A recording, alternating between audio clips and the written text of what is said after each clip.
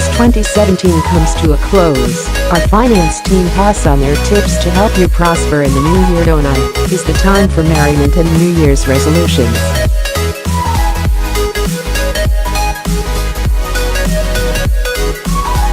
Here, the Nail on Sunday's personal finance team revealed their money-related wishes for the year ahead, while coming clean on how they fared with their 2017 resolutions.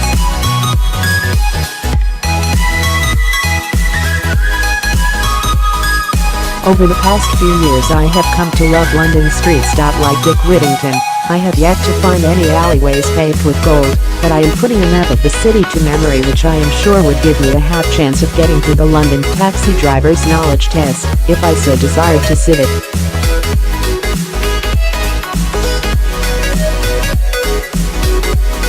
In 2018, my plan is simple, to walk and walk for England, and when I do not feel like walking I will jump aboard a Santander cycle, a vehicle I still affectionately call a Boris bike after Boris Johnson who, when London mayor, introduced them into the city.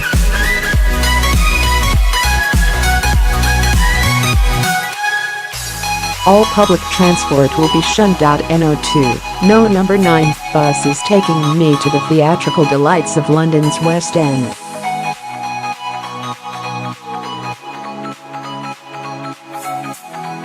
No getting angry over points failure at Victoria or seething about tube drivers deciding wildcat strikes are a splendid idea.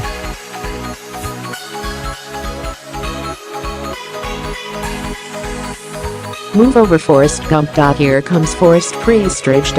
If I hold good to my resolution, I will save myself a fortune in fares, at least £100 a month.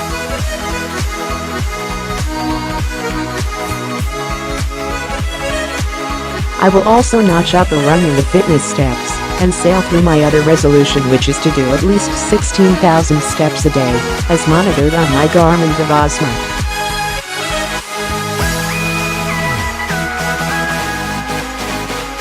I am looking forward to the challenge. As one of my dearest colleagues says, stay on the grid jab and you can reboot your health and finances in 2018.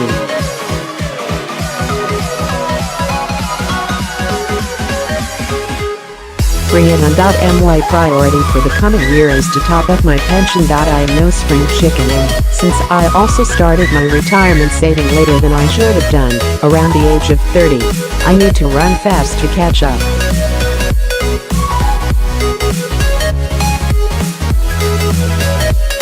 The law says I can save up to £40,000 a year, including employer contributions and tax relief.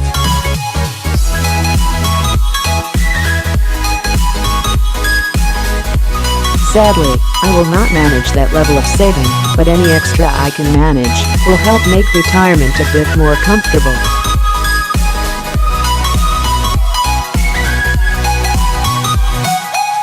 Since I have given up my gym membership, I am saving well over £100 a month. But to fill the exercise gap, I hope to start running for the first time in my life.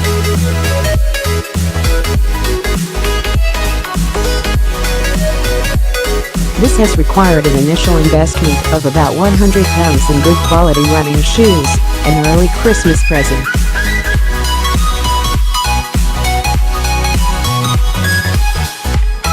But after that outlay my running should come free, unless I need the occasional physiotherapy to correct pulled muscles and a creaking back.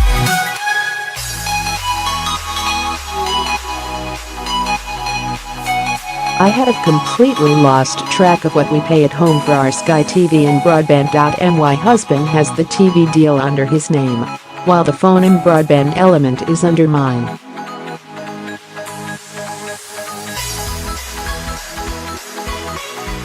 As a result, 2 separate direct debits leave our account each month, an untidy household utility headache.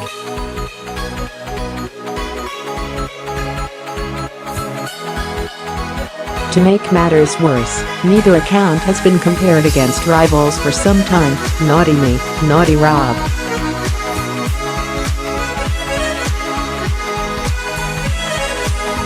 A proper sit-down with bills and bank statements, followed by a search for competitively priced new offers is needed to mop up our administrative mess and save us a few bob or two in the process.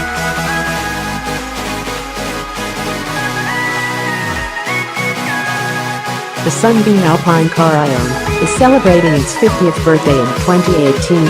It is my day-to-day vehicle and not treated as a classic motor.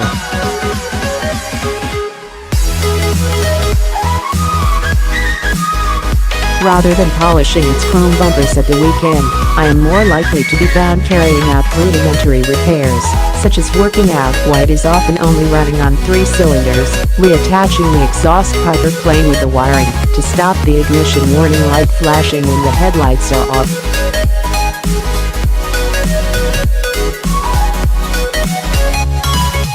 It is a constant nightmare. The first question most people ask when they see it is, how long have you had it? Not sure why, but my answer now is 15 years is.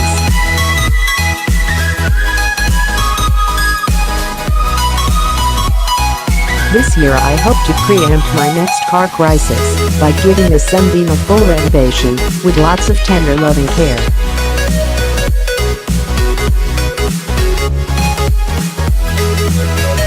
I will start with the windscreen, which falls out if you open both the driver and passenger door at the same time.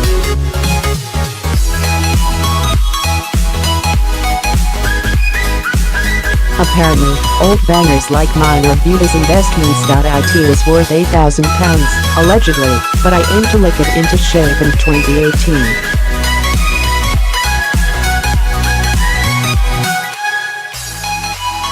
My aim? A sale for £12,000 in 2019. Start saving as early as you can. It is a mantra I have preached for many years, but in 2018 I plan to apply it to my 2 young daughters, Katie, 4, and Isla, almost 2.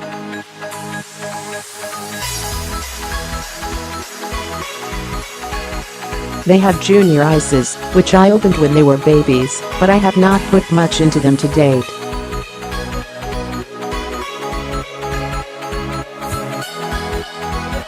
Both are invested in stocks and shares, so I am hoping the savings pots will have time to grow substantially by the time the girls get their hands on the money at age 18, maybe to help them through university.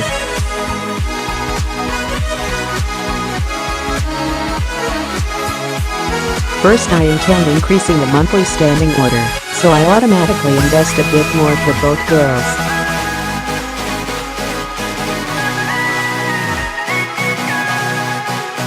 I will also try to top up the accounts if and when the girls receive birthday money from family and friends.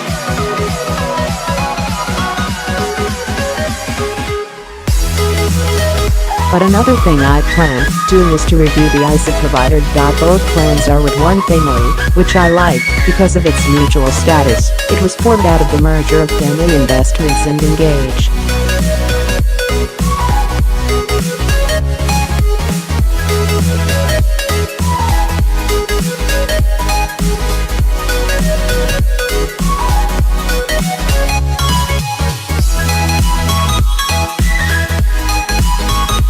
As it turns out, there are higher management charges on one family's junior ISA, 1.5% per year, than with other providers, typically less than 0.5% per year with Vanguard, Hargreaves Lansdowne and Cavendish Online.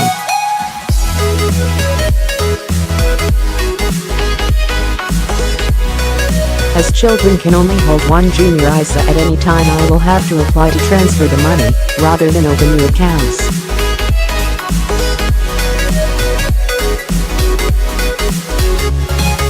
But as the investment pots grow, the charges will become more significant, so I think transferring might be a worthwhile step.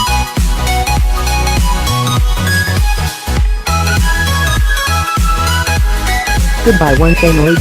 From fundraising to homemade beer, how this year's resolutions for Eddie went into 2017, determined to raise lots of cash for my favorite charity, Brappe.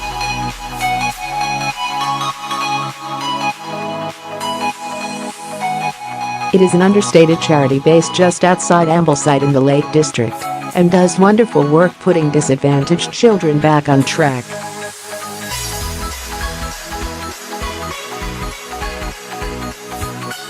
Yet my plans went awry quite early on, all because of a back battered by years of running marathons on tarmac.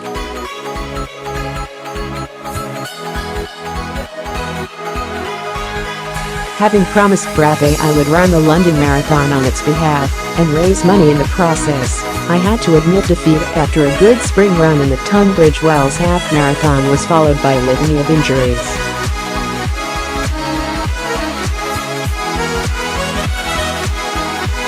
A cold right calf and acute lower back stiffness were the worst of my ailments. Physiotherapy, psychotherapy, meditation and a session in the confessional box at the local church all yielded no relief.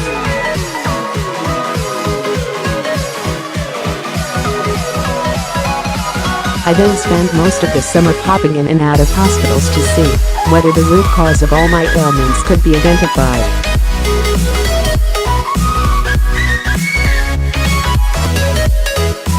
Protruding discs were the villains. Thankfully, I am back running again, participating in my local park run at Mile End Park in East London, albeit at a snail's pace.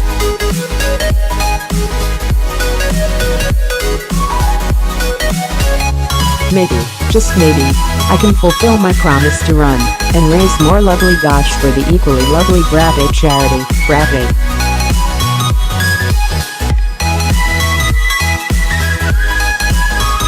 Org.uk.I am possibly being generous to myself as I have not quite completed the task I set out to achieve a year ago, to replace all the electricity gobbling bulbs in my house with long-lasting LED low-energy bulbs.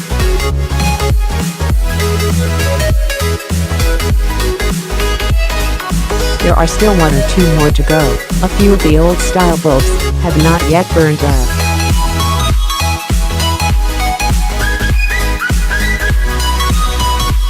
The good news is that the cost is coming down for LED bulbs, so it will not cost as much to replace the rest.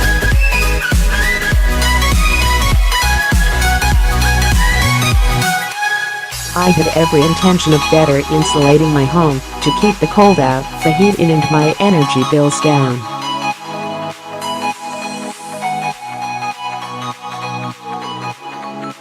Draft-proofing and extra padding is needed, but it is a project too easy to sideline during the warmer summer months.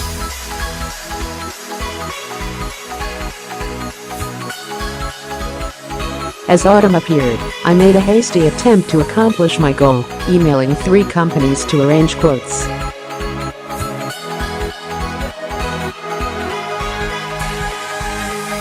But I heard nothing back from any of them, and never chased it up. A foot of snow blanketing my driveway, garden and car this month was a chilly reminder of my jilted resolution, which just 1 year ago I so wholeheartedly imagined I would achieve.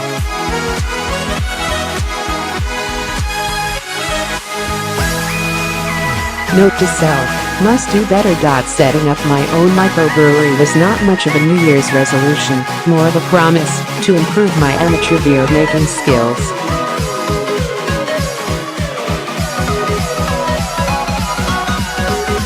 It was a pledge that was always destined to succeed. Okay, so I had to invest the best part of £1,000 on all the necessary equipment.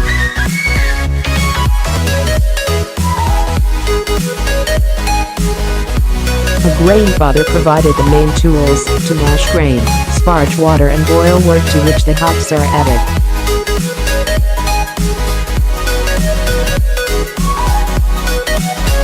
Then there was a fancy stainless steel fermenter along with a temperature control system.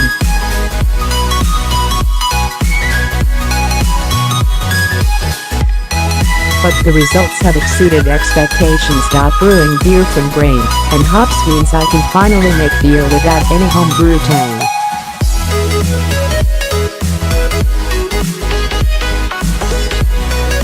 Whether a fruity transatlantic tipple, a winter-warming vanilla stout, old-fashioned session beer or hot-packed Indian pale ale rocket fuel, the journey has been a whole lot of alcoholic fun.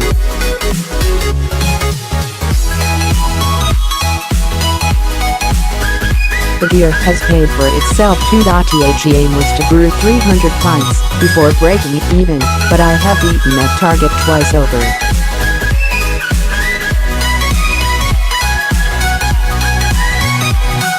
With the cost of all the ingredients, it works out at 50p a pint. Cheers all round.